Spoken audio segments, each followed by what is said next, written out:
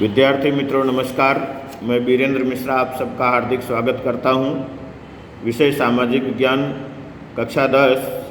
मित्रों, पाठ नंबर 18 मूल्य वृद्धि और ग्राहक जागृति पाठ की चर्चा कर रहे थे, जिसके अंतर्गत आज के टॉपिक में मूल्य वृद्धि को नियंत्रित करने के उपाय कौन कौन से हैं उनकी चर्चा करें। तो मित्रों, अर्थतंत्र में कुल खर्च लगातार बढ़ता रहता है, लेकिन चीज़ वस्तुओं सेवाओं का उत्पादन उसी अनुपात में नहीं बढ़ता जिससे मूल्य वृद्धि होती यानी महंगाई होती है।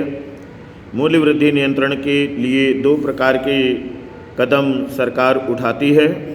पहला है वित्तीय कदम। पहला इसमें फर्स्ट, भारत की मध्यस्थ बैंक अर्थव्यवस्था में से वित्त की आपूर्ति कम कर देती है, यानी पैसा कम कर देती है, जिससे लोगों की उपयोगी वस्तुओं पर वित्तीय खर्च की वृद्धि पर अंकुश लगता है। इससे वस्तुओं की मांग घटने से क्रमशः मूल्य घटते हैं। सेकंड, मध्यस्थ बैंक द्वारा यानी आरबीआई द्वारा ऋण नीति में ब्याज दर ऊंची की जाती है, जिससे लोन या ऋण महंगा होने से अनावश्यक पूंजी निवेश या सट्टा किए निवेश बंद हो जाता है। दूसरी तरफ ब्याज की दर बढ़ने से लोगों की बचत वृत्ति में वृद्धि होती है और डिपॉजिटों में विविध बचतों में निवेश बढ़ता है। इस प्रकार फंड प्राप्ति के अभाव में संग्रहखोरी सट्टाबाजारी बंद होती है और नफाखोरी पर अंकुश लगता है। थर्ड, बैंक दर में वृद्धि होने पर बैंकों की ऋण दर बढ़ानी पड़ती है, जिससे ऋण की मात्रा घटती है। ब्याज दर बढ़ने पर सट्टाखोरी में से अतिरिक्त वित्त खींचकर अर्थव्यवस्था में बचत के रूप में वापस आता है, जिससे पूंजी सर्जन की दर बढ़ती है। नए धंधे रोजगार के क्षेत्र खुलते हैं। फोर्थ, बैंकों की नकद अतिरिक्त मात्रा में वृद्धि होने से व्यापारी बैंकों की शाखा पर नियंत्रण लगता है, कर्ज कम हो जाता है। फिफ्थ, खुले बाजार में सरकारी प्रतिभूतियों की बिक्री करके व्यापारी बैंकों की और लोगों के नकद आरक्षण में कमी आती है। लोगों के पास वित्त की आपूर्ति घटने से उपयोग खर्च घटने से मूल्य अंकुश में रहते हैं। मित्रों, दूसरा तरीका है राजकोषीय कदम। राजकोषीय नीति अर्थात सरकार की सार्वजनिक आय व्यय की नीति, कर और सार्वजनिक क्षेत्र की नीति। पहला यानी फर्स्ट, सरकार जितना संभव हो वहाँ तक अपने खर्च में कमी करके देश की कुल खर्च में कमी करके वित्त की आपूर्ति घटाती है। जिन योजनाओं पर अधिक मात्रा में खर्च होता हो और तात्कालिक यह लाभदायक ना हो तो ऐसी योजना को स्थगित करती है। प्रशासनिक खर्च में मितव्ययता और अनावश्यक खर्चों में कमी करती है। सेकंड, कर की नीति के अधीन सरकार मूल्य बढ़ने पर लोगों के पास व्यय करने योग्य रकम की आपूर्ति घटे, इस उद्देश्य से चालू करों में वृद्धि करती है। आयकर, कंपनी कर, संपत्ति कर आदि बढ़ाए जाते हैं। निर्यात पर नियंत्रण लगाया जाता है और आयातों पर अधिक मात्रा में कस्टम ड्यूटी लगाकर आयातित वस्तुएं महंगी होने से आयात घटती है। थर्ड, सार्वजनिक ऋण की नीति के अनुसार सरकार लोन देकर अथवा अनिवार्य बचत योजना जैसी स्कीम लाकर समाज में होने वाले कुल खर्च की सीमित करने का प्रयास करती है। बचतों को प्रोत्साहन देने के विविध प्रोत्साहकीय कदम उठाती है। सार्वजनिक करों की मात्रा घटाती है।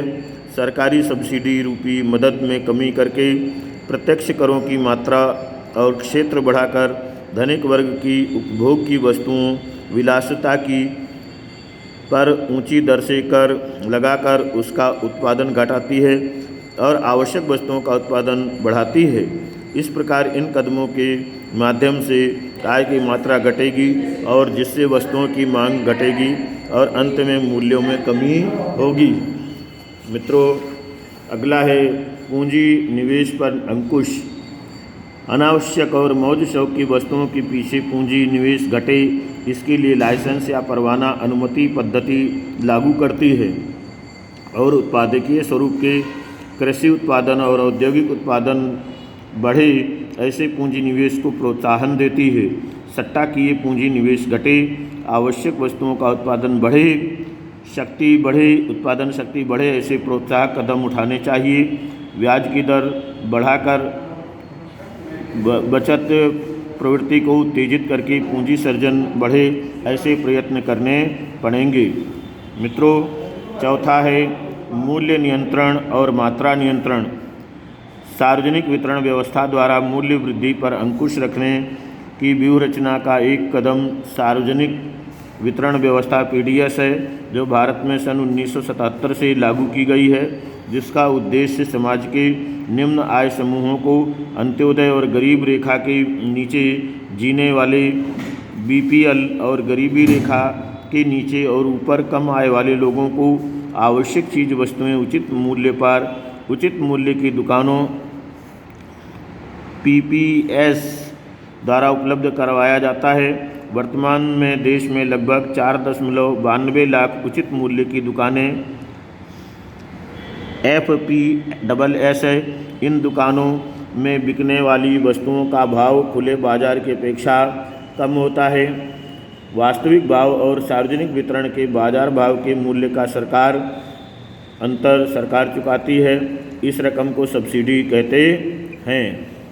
कृत्रिम कमी, संग्रहखोरी और काला बाजारी में मनचाहे मूल्य बढ़ाने की परिस्थिति में गरीबी रेखा के नीचे जीवन जीने वाले लोगों की जीवन स्तर को टिकाए रखने में यह सार्वजनिक वितरण प्रणाली आशीर्वाद स्वरूप बनी है, जो मूल्य वृद्धि को कंट्रोल में रखती है। मित्रों, इस व्यवस्था की सफलता का आधार अनाज वितरण और वितरण की व्यवस्था के लिए कुशल और कार्यक्षम प्रशासनिक तंत्र, पारदर्शी प्रशासन और प्रामाणिक दुकानदारों पर होता है। मित्रों, पांचवा तरीका है मूल्य निर्धारण तंत्र।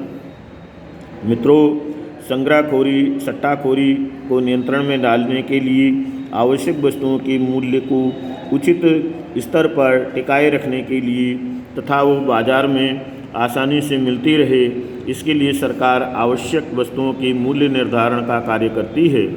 व्यापारियों से उसी निर्धारित मूल्य पर बाजार में वस्तु बेचने का आग्रह करती है। सरकार मूल्य स्तर को स्थिर रखने के लिए आवश्यक चीज़ वस्तु धारा 1955 अमल में लाई है। जो व्यापारी सरकार द्वारा निर्धारित मूल्य के आधार पर अपना माल सामान नहीं बेचते, उनके विरुद्ध इस धारा के आधार पर कार्यवाही करके दंड दिया जाता है।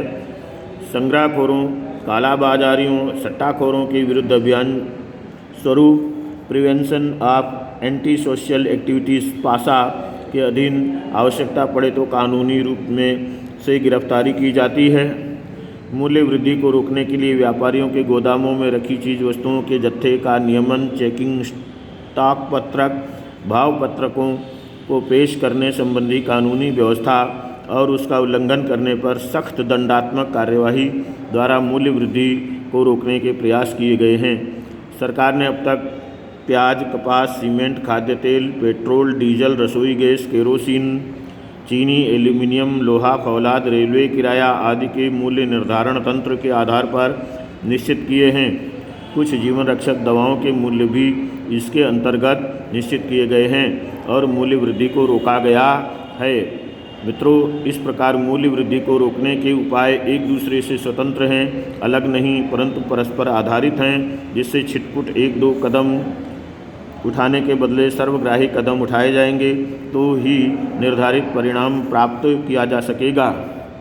मित्रों, ग्राहक जागृति, जागो ग्राहक जागो, यहाँ उसका सिंबल दिया हुआ है।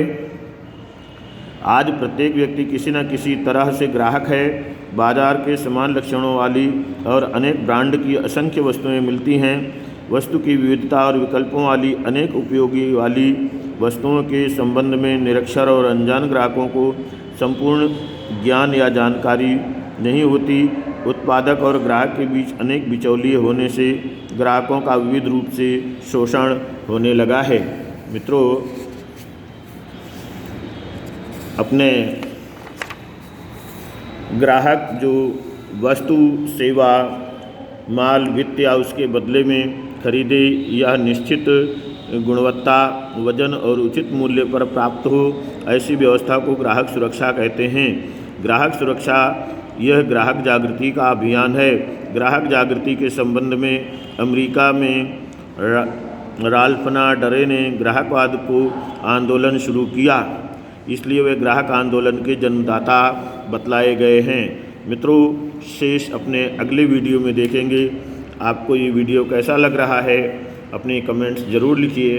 मित्रों, ये पाठ परीक्षा के लिए महत्वपूर्ण तो है ही, साथ ही साथ ये संपूर्ण जीवन में भी उपयोगी हो सकता है, उपयोगी होगा ही, ऐसा मुझे पूर्ण भरोसा है। इसलिए आप इस पाठ को 2-3 बार पढ़िए, वीडियोज़ को बार बार देखिए। धन्यवाद।